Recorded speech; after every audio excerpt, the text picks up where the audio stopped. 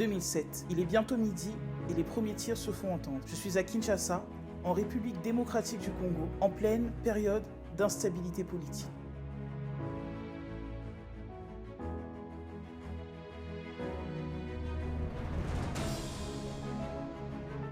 Cette journée du 22 mars 2007 a marqué ma vie, mon histoire et ma trajectoire. Après des heures passées sous les tables de la classe, les chars des Nations Unies viennent nous évacuer et nous emmènent vers l'ambassade de France.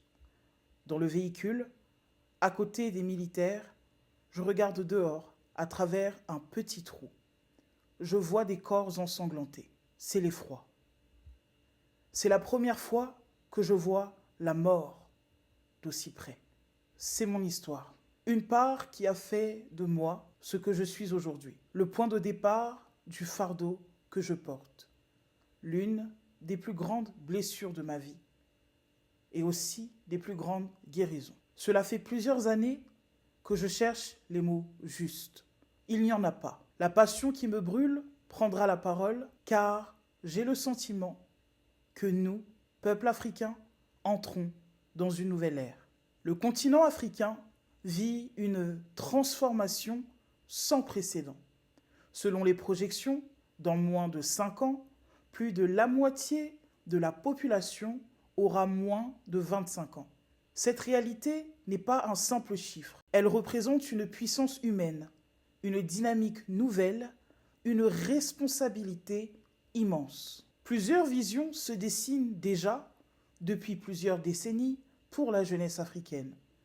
Un modèle académique élitiste, emprunté à l'Occident, un modèle industriel centré sur les compétences techniques, un modèle technologique porté par l'innovation et l'entrepreneuriat. Ces approches possèdent leurs valeurs, mais elles sont souvent pensées pour la jeunesse et non avec elle. Cette distance a fini par créer un malentendu profond. Notre jeunesse se retrouve entre les traditions qui la construisent et la modernité qui l'appelle. Cet entre-deux la laisse souvent sans espace réel pour s'exprimer, pour décider et pour participer à son essor. Un réveil devient indispensable. Un réveil lucide, posé, conscient.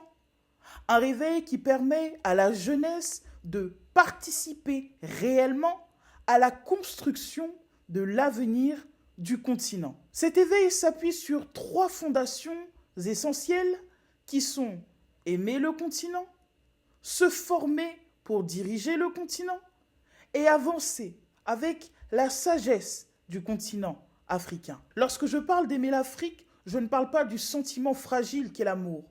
Je parle de la force de l'amour, la capacité de reconnaître la valeur du continent pour ce qu'il est, sans chercher à imiter ou à manifester une transformation extérieure. Nos langues, nos cultures, nos repères, notre manière de vivre ne sont pas des retards. Elles représentent un capital. Notre différence est notre véritable force. Aimer l'Afrique, c'est accepter son identité, sa richesse et son potentiel réel. Aimer l'Afrique, ce n'est pas chercher à en faire une pâle photocopie de l'Occident. La formation manque encore et ce manque limite notre progression. Le savoir doit devenir une soif et il peut venir de différents chemins, de l'école, du terrain, de la vie, des échanges, des anciens, de l'expérience et même des erreurs de nos dirigeants. Une jeunesse qui apprend, c'est une jeunesse qui devient libre. La formation offre la capacité de choisir notre avenir et surtout de prendre notre place dans l'histoire et dans le train de la mondialisation. Le 3e pilier, c'est la sagesse. La sagesse nous rappelle que nous ne commençons pas de zéro. Il y a des hommes, des femmes qui ont posé des fondations avant nous. Ils ont construit, résisté, créé, avancé malgré les difficultés. Ils ont payé du prix de leur sang. Et notre rôle consiste à continuer. Une génération qui se tient debout, c'est une génération qui reconnaît ce qui a été fait et qui s'inscrit dans la continuité. Notre continent a besoin d'une jeunesse qui aime, qui se forme et qui avance avec lucidité. C'est cette combinaison qui ouvre la porte à une Afrique puissante. L'Afrique a besoin d'une jeunesse qui l'aime, qui se forme et qui avance avec lucidité.